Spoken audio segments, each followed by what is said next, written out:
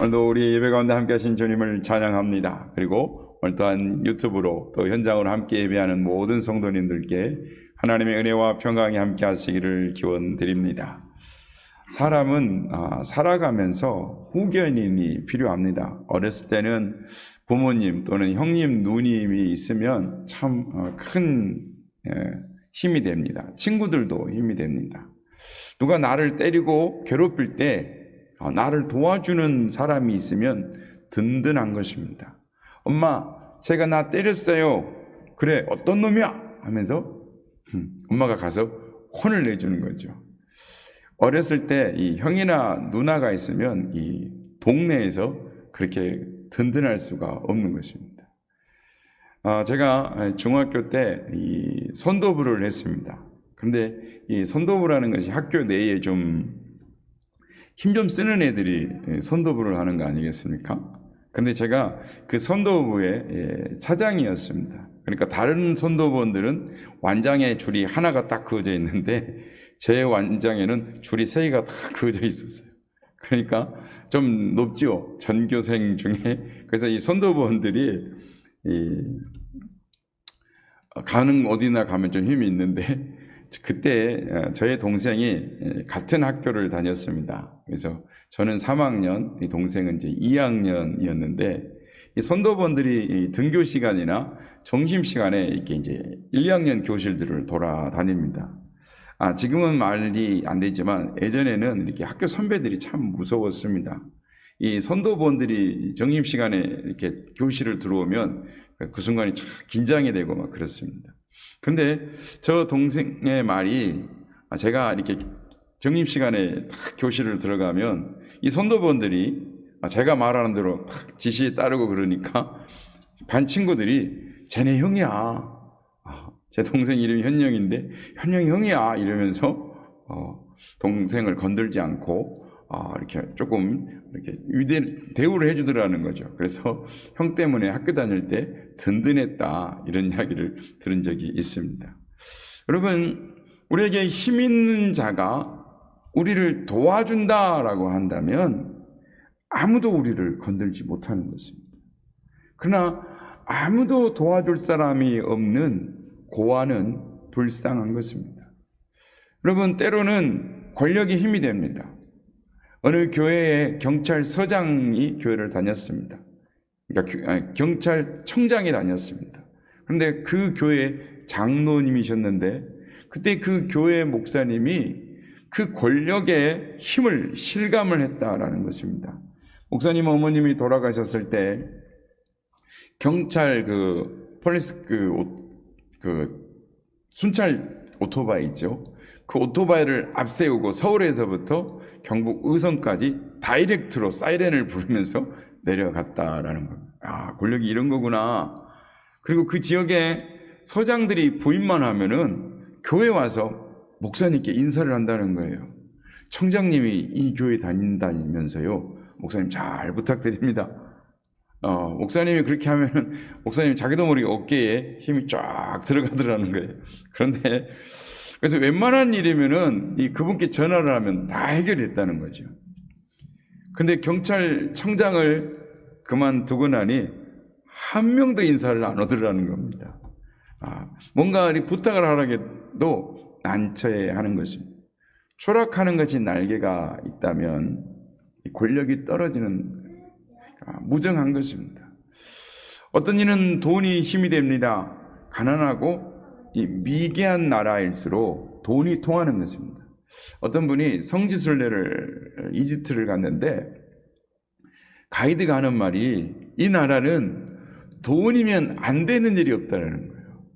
그래서 실제로 며칠 동안 바쁘다고 하면서 아무 일도 안 하다가 딱 급행료를 주면 즉시 일이 이루어진다는 거예요. 좋은 일은 아니지만 예전에 이 목사님 찬양단이라는 찬양단이 있습니다. 목사님 찬양단이 합창단이 필리핀에 가서 공연을 하게 되었는데 이 시간이 늦어가지고 찬양 시간에 차를 댈 수가 없는 겁니다. 그런데 여행사에 돈을 좀 주었더니 그 버스에 경찰이 탁 올라타더니 목적지까지 동행을 하는데 딱 가다가 비가 있으면 차가 앞에서 길을 탁 터주고, 또 어떨 때는 심지어는 도로에 차를 역주행을 시켜서까지 차를 시간 내에 늦지 않게 도착하게 도와주더라는 겁니다. 그때 목사님이 돈이 이래서 좋구나, 돈의 위력을 실감을 했다라는 겁니다.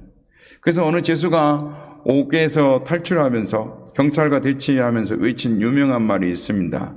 유전무죄, 무전유죄. 돈이 있는 자는 무죄가 되고 돈이 없는 자는 죄가 유죄가 된다. 뼈 있는 말입니다. 그만큼 사람이나 돈이나 권력이 이 배경이 되고 힘이 되는 것입니다. 그런데 그런 것들은 다 힘이 유한한 것입니다. 서로 사람이 다 나이 들면 힘이 없어지고 또 곁을 떠나고 또 죽는 것입니다. 권력도 떨어지면 허무하고 돈도 사라지면 그뿐인 것입니다. 하지만 우리 곁에 든든한 후원자가 계십니다. 그분은 성령님이십니다. 성령님의 헬라어로 파라클레토스라고 합니다. 이 곁에라는 뜻을 가진 파라와 돕는 자라는 뜻을 가진 클레토스, 파라클레토스가 합쳐진 말인데요. 곁에서 나를 돕는 자, 변호사, 위로자라는 뜻이 있습니다. 내 곁에서 언제나 계시며 나를 도와주시고 영원토록 함께 하시고 위로하시고 변호해 주시는 분, 그분이 성령 하나님인 것입니다. 여러분, 예수님이 너희를 고와 같이 버려두지 않겠다, 내가 다시 와서 영원토록 너희와 함께 하겠다라고 말씀하셨습니다. 오늘 성경에서 요한복음 16장 7절, 그러나 내가 너에게 실상을 말하노니 내가 떠나가는 것이 너희에게 유익이라.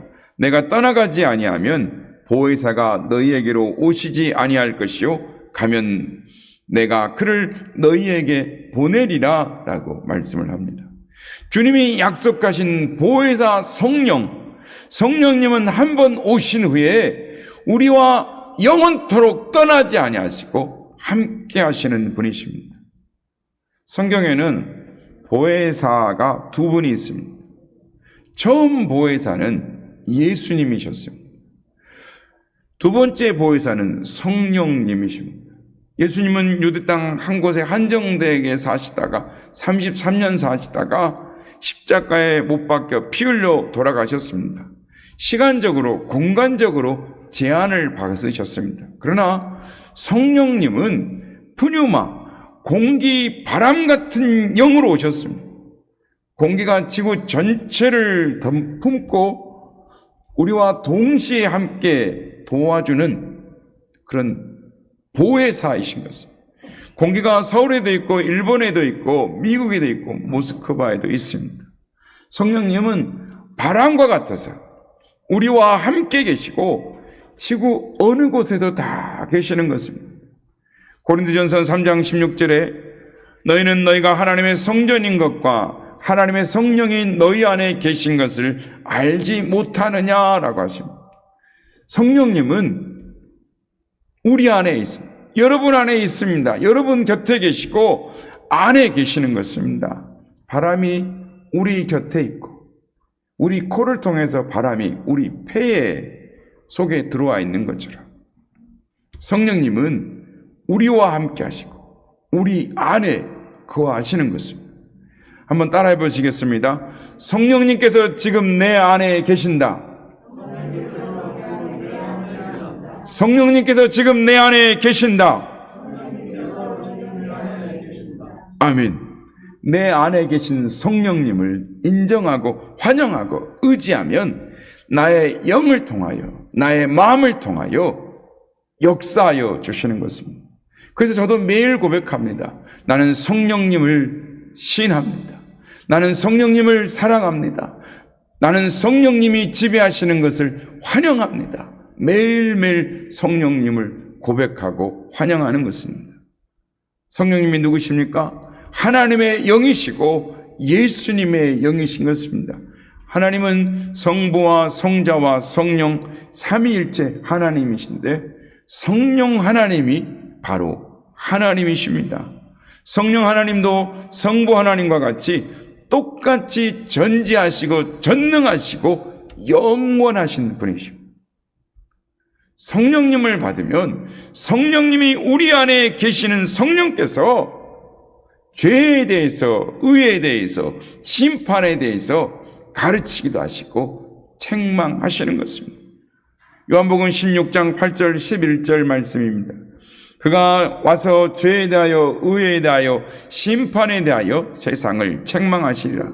죄에 대하여 하면 그들이 나를 믿지 아니하며 의에 대하여 하면 내가 아버지께로 가니 너희가 다시 나를 보지 못하며 심판에 대하여 하면 이 세상 임금이 심판을 받았음이니라.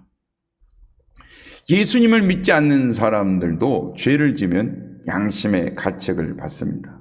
그러나 그 양심의 가책이 견딜만 합니다. 그래서 악한 죄를 많이 지어도 그냥 얼굴 두껍게 하면서 살아가는 것입니다. 그러나 예수님을 믿는 사람들이 잘못을 하면 성령께서 우리 안에서 너 그러면 안 돼. 너는 하나님의 사람이지 않니? 너 그러면 안 돼. 그것은 잘못이야. 안 된다고 계속 책망하시고 우리에게 말씀하시는 것입니다. 하나님의 말씀 내 바르게 살도록 가르쳐 주시고 인도해 주시는 것입니다. 우리가 우리 안에 계신 성령님을 인정하고 그 음성에 귀를 기울이면 반드시 성령님의 음성을 듣게 되는 것입니다. 9절에 보면 예수님을 믿지 않는 것이 죄다라고 말씀을 합니다. 어느 교회에 남편을 전도하지 않는 여 집사님이 한 분이 있었답니다. 목사님이 그 여 집사님에게 남편을 전도하시죠 라고 했더니 이 여 집사님이 이렇게 말을 하더랍니다. 목사님, 제 남편은 예수 믿는 저보다 더 나은 사람입니다. 그래서 전도를 못한다라는 거예요. 여러분, 그 집사님, 여 집사님은 집사님이 아닙니다.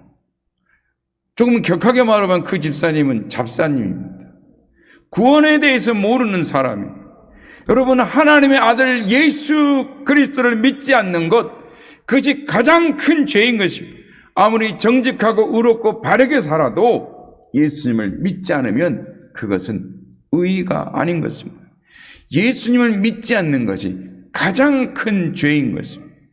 아무리 악한 죄인이라도 예수님을 믿으면 구원을 받습니다. 아무리 훌륭한 의인이라도 예수님을 믿지 않으면 구원을 받지 못하는 것입니다. 예수님을 믿지 않는 것이 죄다라고 성령님께서 가르쳐 주시는 것입니다. 그리고 보혜사 성령님이 우리 안에 오시면 우리를 진리 가운데로 인도해 주십니다. 요한복음 16장 12절에서 13절 말씀입니다. 내가 아직도 너에게 이를 것이 많으나 지금은 너희가 감당하지 못하리라.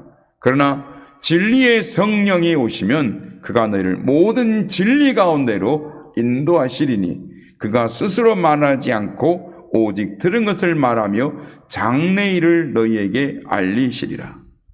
너희를 모든 진리 가운데로 인도하시겠다라고 말씀합니다. 여러분, 진리가 무엇입니까? 요한복음 17장 17절에 예수님께서 아버지의 말씀은 진리이다 라고 말씀합니다. 성령님이 내 안에 오시면, 성령 보혜사 성령이 우리 안에 임재해 계시면 성령님께서 먼저 진리를 사모하게 하십니다. 말씀을 잊게 하십니다. 우리는 갓난아이에게 젖 먹는 방법을 가르치지 않습니다. 애야, 젖 먹을 때는 말이야 이렇게 먹어라. 젖을 빨 때는 말이야 풍선처럼 불면은 젖이 안 나와. 입을 쪽쪽 빨아 먹어야 된다. 젖 먹는 걸 가르치지 않습니다. 젖 먹는 방법을 아기에 가르치는 엄마는 없습니다. 가르쳐 주지 않아도 아기는 태어나자마자 젖꼭지를 찾습니다. 그리고 젖꼭지를 물려주면 젖을 쭉쭉 빨아 먹는 것입니다. 죽은 아기는 젖을 먹지 못해도 살아있는 아기는 젖을 먹는 데에 챔피언인 것입니다. 마찬가지로 교회를 10년 동안 다녀도 성령을 받지 않는 사람은 성경을 읽지 않습니다. 그러나 오늘 처음 교회에 나왔다 할지라도 성령을 받은 사람은 성경을 자꾸 읽습니다. 성경을 읽으려고 합니다. 성령 충만하지 않으면 설교가 잔소리같이 들리지만 성령 충만하면 설교를 들을 때 아멘, 아멘 하게 되고 그 말씀의 뜻이 깨달아지는 것입니다.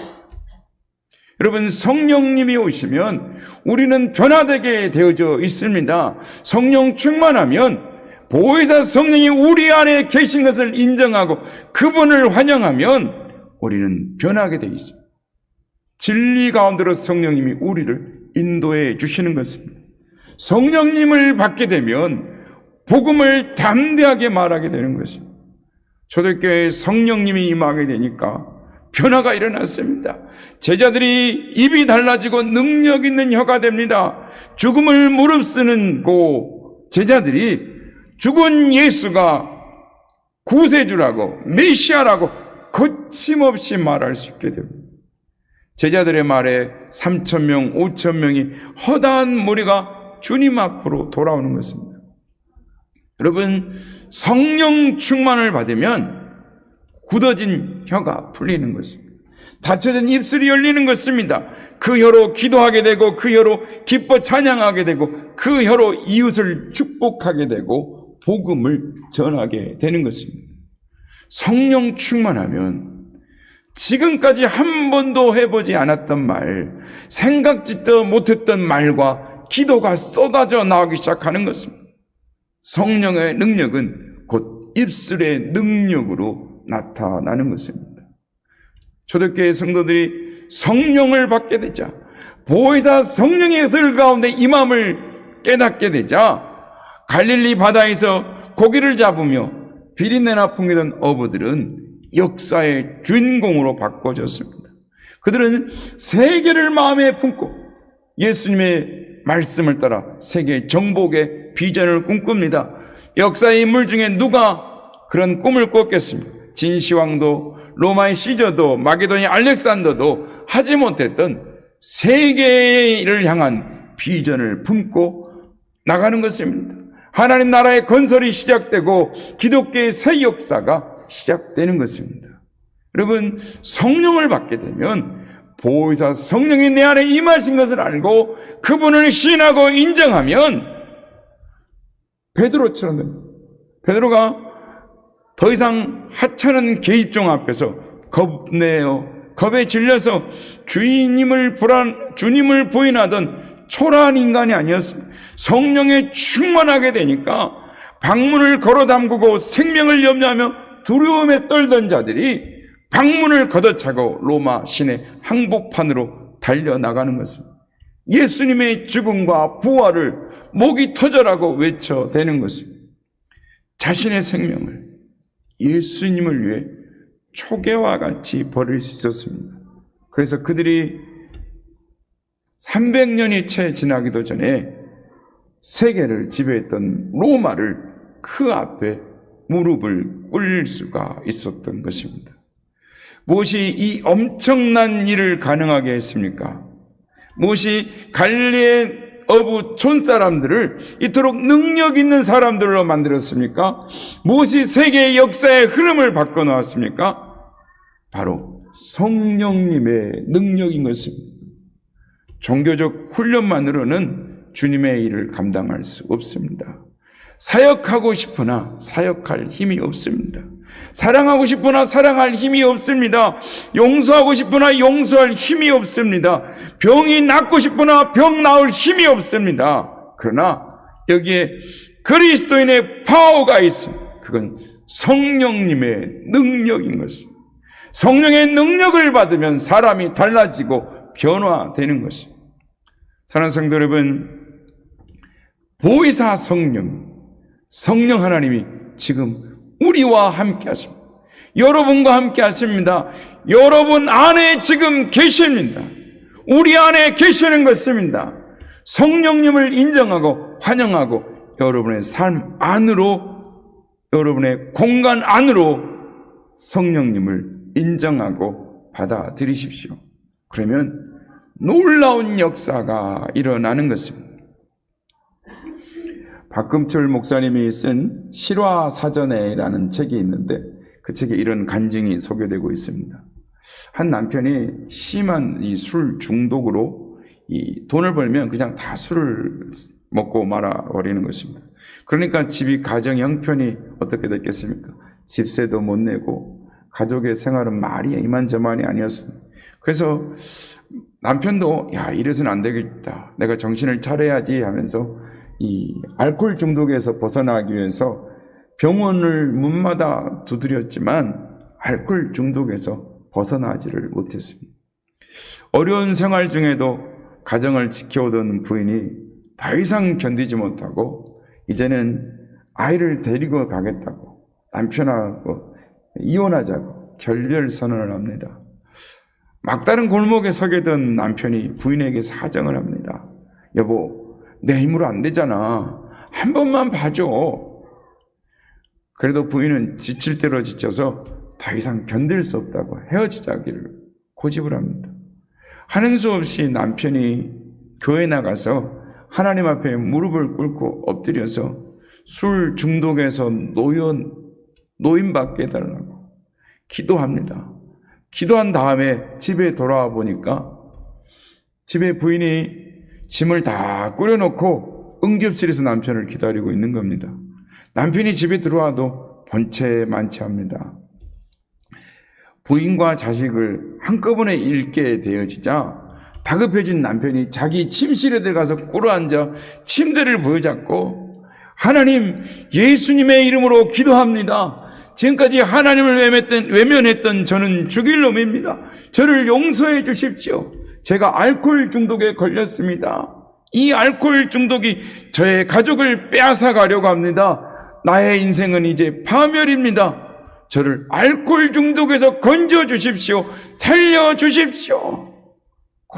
오래 고함을 치며 기도하는데 어느새 그의 기도가 이상한 말로 바꾸어지기 시작했습니다.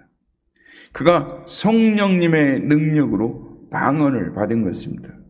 기도를 마치고 나자 뱃속에 창자가 꼬이듯 하더니 커다란 덩어리가 속에서부터 올라오면서 한창 동안 입에서 더러운 물을 토해내기 시작했습니다. 잠을 토하고 나니까 속이 시원하고 하늘을 나는 듯한 기분이 드는 것입니다. 그는 알코올 중독에서 놓였다라는 것을 확신을 갖게 되었습니다. 응접실로 나가자 부인이 이제 완전히 미쳐버렸구만. 방 안에서 돼지 멱다는 소리를 다 하고 있다면서 소리를 칩니다. 귀신이 나가면서 소리 지른 거를 부인은 돼지 멱다는 소리로 들은 것입니다.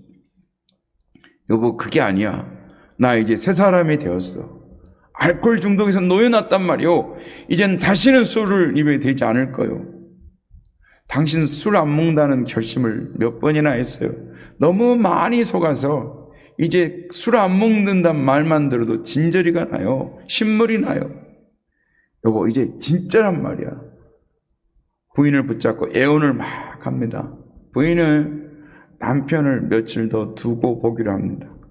하루가 지나고 이틀이 지나고 사흘이 지나도 술을 입에 대지 않습니다. 전에 같으면 몇 시간을 견디지 못하고 가서 술을 먹었는데 남편이 변한 것입니다. 남편이 변화되자 그 가정에 다시 웃음꽃이 피고 알콩달콩 행복한 가정이 되고 복음을 전하는 많은 사람을 전도하는 가정이 됐다라는 이야기입니다. 성도 여러분, 보혜사 성령 하나님이 우리 안에 계십니다. 우리가 성령 충만 받기를 원하십니다. 성령 충만을 받아야 성령님의 인도를 받을 수 있습니다. 여러분, 성령 충만이 무엇입니까?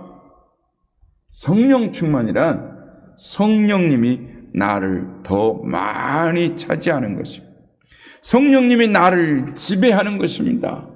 전에는 예배 시간에만 성령님을 의식했는데 이제는 차를 타고 갈 때도, 생각할 때도, 말을 할 때도, 행동을 할 때도, 사람과 만나서 말을 할 때도, 사업을 할 때도, 공부를 할 때도 늘 성령 하나님을 의식하면서 성령께서 내 인생 전체를 주관하게 하는 것입니다. 전적으로 성령님을 의지하는 것, 그것이 성령 충만입니다. 마치 분노에 충만한 사람이 분노에 사로잡혀서 얼굴 색깔이 변하고 몸짓이 변하고 목소리까지 변하는 것처럼 성령 충만은 성령께서 완전히 지배하시는 것입니다. 술에 취한 사람이 술에 끌려다니는 것처럼 성령에 충만한 사람은 성령의 이끌리심을 받는 것입니다. 사랑하는 성도 여러분, 성령의 능력을 받으시기를 바랍니다. 우리가 찬 형편이 어떠하냐가 문제가 되지 않습니다. 성령님 안에서는 무엇이든지 할 수 있습니다. 모든 것을 이길 수 있습니다. 사랑하는 성도 여러분, 예수님이 부활하시자마자 제일 먼저 제자들에게 하신 말씀이 무엇입니까? 성령을 받으라. 성령의 충만을 받으라. 약속하신 보혜사 성령이 우리 안에 와 계십니다. 그러므로 우리 삶이 변화되기를 원하십니까? 능력 있는 삶을 살기를 원하십니까? 그렇다면 성령의 충만을 사모해야 합니다. 성령의 능력을 사모해야 합니다. 그럴 때 우리의 삶이 변화되는 것입니다. 문제가 해결되는 것입니다. 병이 낫고 우리 삶의 기도의 제목들이 응답되는 하나님의 역사, 하나님의 승리를 체험할 수 있습니다. 그러기는 성령님을 사모하셔서 성령의 충만의 복을 받아서 성령님의 도우심으로 승리의 삶을 살게 되시는 우리의 모든 성도님들이 다 되시기를 예수님의 이름으로 축복합니다.